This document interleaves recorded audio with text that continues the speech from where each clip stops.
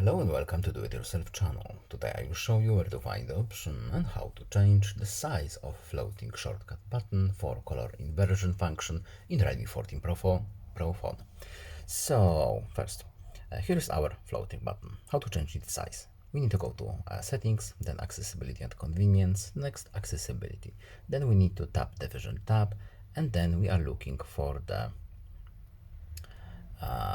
color inversion. Then we need to tap the shortcut option, and here we have our settings. So we're looking for the accessibility button with this blue more options link, and here we have options for this floating accessibility button. Here is the size. We have two settings. We have the small button and we have the larger button. Unfortunately, we do not have the slider, just two presets. And that's pretty much it. Goodbye.